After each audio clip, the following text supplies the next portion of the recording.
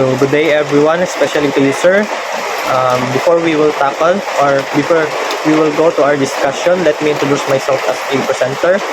I am Reinhardt R. Kabasag and with the group mates Mr. Katien, Kayanong Jan, and also Tekar Joshua.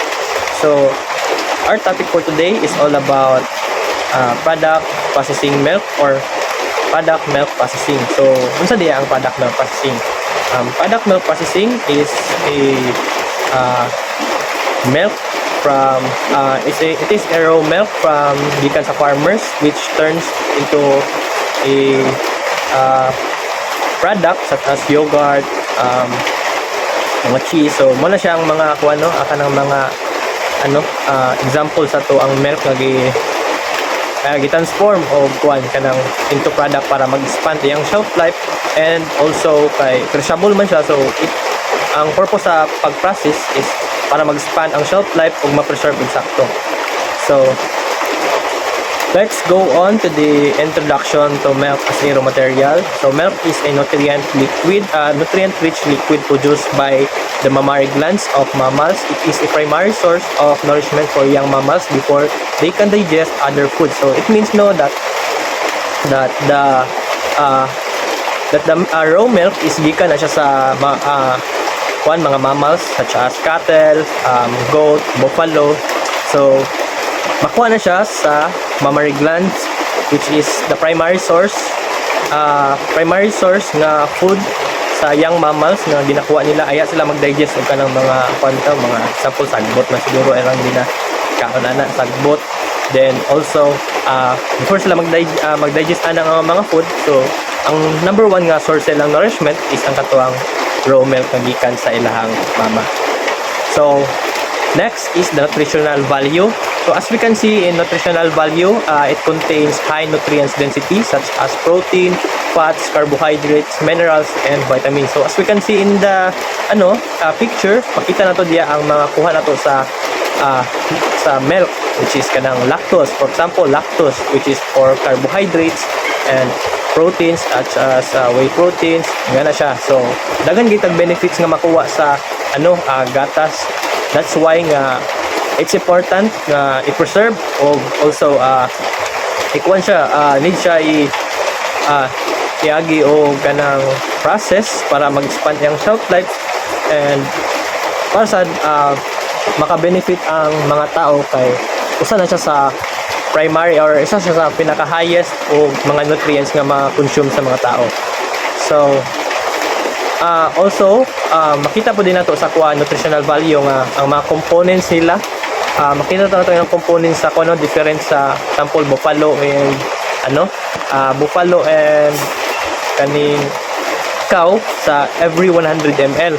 So makita to yung components na ang sa cow is 4 point makita nato 4 so makita tong difference diyan nga mas highest gud ang karabaw o makuha na itong nutrients. So sa every 100 ml. So for example, kung papilion mo o kanang gatas nga tag-as kayo o kanang mga nutrients, so dito sa buffalo kay kuan man nila mas tag-as man og nutrients nga makuha dito, and dito po sa cow it's better gyapon siya nga kuan, pero dili kay ingon siya nga high nutrient dito compare sa buffalo. So to continue, so as you can see in this slide, milk fat color. So makita to sa picture nga there is different types sa gatas ang color niya, which is yellow and white. So makita nato ang yellow nga color sa gatas, which is cattle and cow. So for example is ang kanang Jersey, Guernsey, and also napod sa Holstein ang parang dili kay siyang nun nga yellow, but iyang gatas is yellow gid siya. So iyang carotene, precursor of vitamin A. And next is goat and buffaloes. So ma-identify nato diya sa picture nga ang buffalo is goat and buffalo is white color iyang gatas, which is iyang content converted into a colorless vitamin A. So now let's go on to the challenges in storage and safety. So raw milk is a perishable food product with that can easily become contaminated with bacteria and other microorganisms if not handled and stored properly. So it means if ang gatas is wala siya na wala siya na handle og tarong, there's possible nga madaot ang gatas and makontaminate siya. So tungod kay ang panbiya ang gatas is mubo na siya og shelf life. So ang purpose mo na yung purpose sa pag-process is wagi siya og kanang sterilization, mga na pasteurization para magkuan siya para ma-expand dato ang shelf life sa gatas. And so next is our rapid bacterial growth leading to spoilage, potential for contamination from the animal environment or handling. So makita nato sa picture no that usa sa iyahang kuan if wala siya na handle og sakto o wasad siya na store og kuan sakto, there's possible nga ang iyahang kuan makontaminate siya if ang imuhang kuan makita sa picture other infection, hands and other infection, milking equipment and dirty other and teeth. So it means if walay hugas ang imuhang kuan gigamit nga mga equipments anang pag-milking nimo, so there's possible nga naay mga kuan dia bad bacteria and bad bacteria sa milk. But if hugaw man gud ang kanang milking equipment, so dali na siya madaot. So mo na importante nga maging i-preserve nato ang gatas para mag-expand ang shelf life. So madaot siya og dali if ang iyahang imuhang gigamit is hugaw, wala nimong gihugasan, and hands and other infection like kinamot na baka nimo wa ka ni gamit og kanang PPE.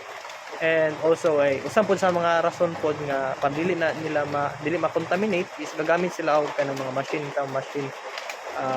para dili siya ma-contaminate. But napoy uban nga gagamit og machine pero wala gyapon kuan proper cleaning, so there's possible nga ma-infect gyapon ang imuhang gatas.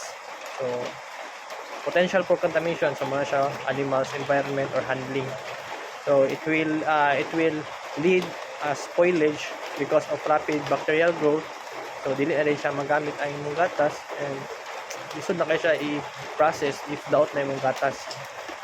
So next is we'll discuss the other presenter about the process of the product, and that's all. Milk preservation and processing. First is pasteurization. Heating milk to kill harmful microorganisms. So nakita na sa picture no nga fresh milk to heating section, tas maabot din siya sa cooling section, tas pasteurization, milk out na rin. So kanang ang purpose na yun kay para mapatay ang mga harmful microorganism para safe lang sa ato ang mga consumer. So second is retain most of the nutritional quality. So bisan pag niagi siya og init, maintain lang yapon sa iya ang nutritional quality. So naay two common methods, LTLT. So low temperature, long time. So mas mubo mga heating section, so mas taas yung panahon. So HTST, high temperature, short time. So og mas dako ang heating, mas grabe ang iyang kainit, so mubo lang oras ang kinahanglan. Sterilization is a more intense heat treatment than pasteurization. So mas grabe ni siya nga kainit kaysa sa pasteurization, no? So aim at killing all microorganism. So kani is mas grabe man siya, di mas daghan nga diyang mapatay nga microorganism. And also spores in milk. Ang spores in milk is mo gini siya ang pinaka basic nga naagid siya sa milk nga microorganism or siya gid ang sinugdanan gid sa tanan nga microorganism nga naa sa milk. So resulting in a shelf-stable product at room temperature. So if moagi siya ani nga process, mas shelf-stable siya, mas taas yang shelf life tungod kay napatay na gid niya ang tanan microorganism. So kani siya is makapalit kani, pwede rin ni siya dili nimo i-ref kay mas grabe man ni siya og nag heat treatment kaysa sa pasteurization. So ug magpalit kani nga dili na nimo makonsume largo, okay ra kani kaysa atong pasteurization.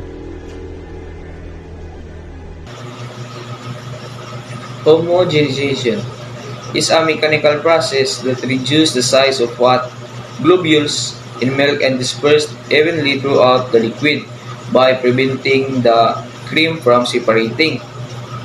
For example, nakay fresh milk nga sa kabaso, then imo siyang gibiyaan within a few hours, inigbalik nimo naa siya mabuo bitaw nga thick cream layer parehas anang oil. Muna siya ginatawag nga fat separating. Then ang example po sa homogenize kay kana bitawng mapalit nato sa mga store, either fresh Nestle fresh milk or Alaska fresh milk. O imo po nang ibubo sa baso, na siya smooth, cream o uniform siya kay tungod na homogenize na siya. Wala siya mabuo-buo bitaw nga mga kuan anang cream floating kay tungod nga nakuha na siya na homogenize. Fermentation.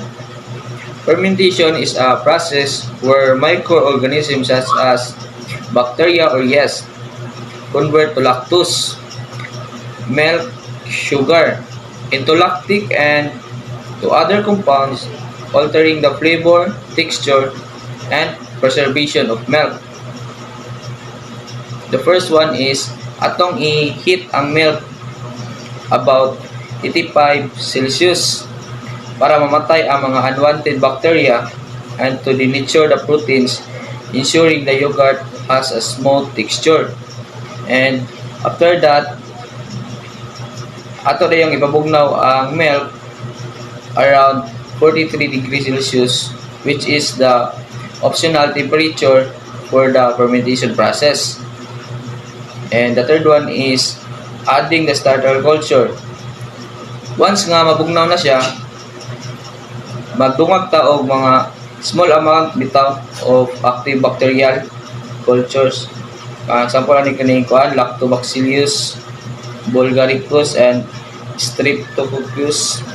Muna sa ito'y bandungag para makuha ng atong gatas. Then, ay kaupat kay kaning kuan fermentation. The milk is then left to ferment to several hours within 4 to 6 hours. During aning time, bacteria ga-consume na siya og lactose o ga-produce na siya og lactic acids which is ang milk kay mahimo na siyang yogurt o kana yang flavor tangy. Then the last is ato na siyang ipabugnaw. After fermentation, ito ipabugnaw ang ining gatas o para ma-continue lang ang iyang thicken o makadevelop pa siya o more flavor. And that's all. Thank you. So to continue, value-added dairy products are those that have been processed or transformed beyond basic fluid milk, increasing their economic value and offering diverse options to consumers. So, unsa man jud ni siya. So, ang value-added dairy products is iyang context kay gina-transform niya ang raw milk or basic dairy items into more sophisticated and profitable goods that appear to consumers with added benefits, convenience, or unique characteristics. kani pod nga process is kanang ginapatagal niya ang shelf life sa raw milk kay giano naman sa process o innovate o mag-increase pod ning income sa farmers o economic growth within the dairy industry. So ang mga example ani is like cheese, yogurt, cream, or kaning mga concentrated products and many more. So next is ang benefits ani. Ang benefits gid ani, ang main context gid is makahelp siya sa producer and consumer. Kaya na-transform naman to ang raw milk. So first is mag-increase ang profitability sa farmers kay katong ang raw milk is ma-transform man sa product like katong cheese, yogurt or other nga concentrated products mao mag lead siya sa higher income for dairy farmers and processors. Next is kaning market diversification. Market diversification is value addition, reduce reliance on fluid milk sales which are often subject to price volatility. So kani kay mag-limit ra siya o refrigeration products like powder have significantly longer shelf. Like mag-innovate na ang raw milk bitaw, mahimo niyang powder mas mutas gid ang shelf life. Wait so next is kaning job creation. Job creation kay mag-establish siya og dairy processing facilities create employment opportunities in rural areas, boosting local economies through through processing, packaging, and distribution activities. Next is kaning sa kaning how did make the cheese product. So kani nadra sa PPT is makita nimo nga first is ang raw milk gikan na sa ay kaning dahil ako'y trivia day about aning cheese. So ang cheese is nagit siya 2,000 variety sa cheese. Lailay siya flavor of texture. Nya ang pinaka-expensive yun gikan ning dahil raw milk ang raw milk sa goat, cow, sheep. Tapos ang pinaka-expensive yun nga himonog cheese is gikan sa donkey. Mo expensive. Tapos sa Italy kay kining lang trivia ron pwede nimo ibayad ang cheese sa ilang bank. Grabe ka sa ilang cheese kanang important.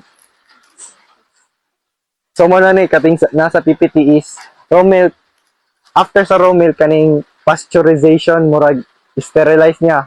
Next is kaning standardization and filtration. Filtrate niya tong mga particles nga murag gahi-gahi.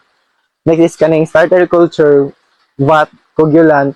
Next is cutting, stirring. Next is kaning the curd whey mixture, draining the whey. Next is pressing, salting dayon. Tapos next is mold, kato nang gibutang na nila sa mold katong dagko na kayo para mas storage na. Next is kaning pagbutang nila sa mold is na drain na nila, drain or whey. Moday na after aning pagka-storage nila, marketing na din og packaging. Kani dahil storaging kay kanang murag sa ilahang normal cheese ra kay bakterya man gyud ang mag-ana para mahimong cheese. Napoy uban nga dugayon gyud nila store. Kay the more nga mas dugay, mas dami daw ang cheese. Mo po ilaha. So next PPT is kanina tang sanitation, food safety and storage. There's na baling guys. So sanitation, maintaining and hygienic condition through the milk production and processing chain to prevent contamination.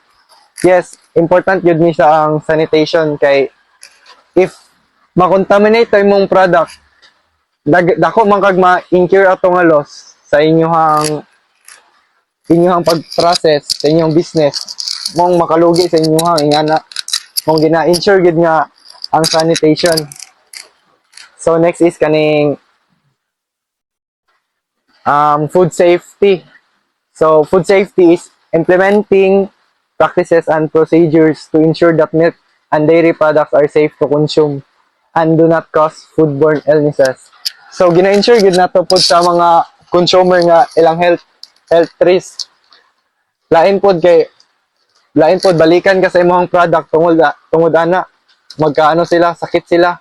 Gina-ensure gid na nga safe sila para all goods to go ra. Maong ginaano gid ang ensure ang food safety. Luoy pod kayo nga nang di ninyo gina-ensure ang mga consumer ninyo patakara mo gano dira. Maong gina-ensure. Next is kaning storage. So storage is maintaining ang appropriate temperature and condition to preserve the quality and safety of milk and dairy products. Ginaano ni siya kaning gina-maintain nimo ang temperature para ma-preserve ang quality sa imong product para ma-sell gid nimo tarong kay dili gid pwede sa standard dili gid standard if dili nimo ma-preserve iyang quality. Ginastore ni siya consistent sa refrigerator between 0 and 4 Celsius or 32 Fahrenheit and 32 Fahrenheit to 39 Fahrenheit. So next is kaning conclusion na namo. So milk is a healthy important food but it can spoil easily if not handled properly. Morning important yun sa di ka ng raw milk nganong important ang value added dairy product nga pag-process kay daghan man siya pwede mas mo longer gid ang shelf life sa raw milk pag i-process pa. Tas mga preferences pod sa customers ilang gusto lahi man gyud type ang namang gyud to makuhaan ang product og kaning fats. And to keep milk safe and fresh, different processes like pasteurization, sterilization, homogenization, and fermentation are used. This method help kill harmful bacteria. Motong gingon nga sanitation sa gyud para di makontaminate og mga bacteria. Improve the texture and allow milk to be made into many different products like cheese, yogurt, butter, and ice cream. Keeping everything clean, following food safety rules, and storing milk at the right temperature are very important. Important yun, guys. Kaya para ma-preserve yun siya tarong. Kaya para if mag-deliver ka, dito ang mas malongger pa yun ang shelf life niya. And overall, processing milk the right way help turn into safe, high-quality products that people enjoy that help business grow. So, the more nga safety imong product, quality imong product, nga daghan po kag ma-process ato nga product. Kay the more nga daghang preference ang consumer, the more nga dako kag sales kay daghan man sila mapilian. Lahi mag type I trip ang mga consumers. So that's all.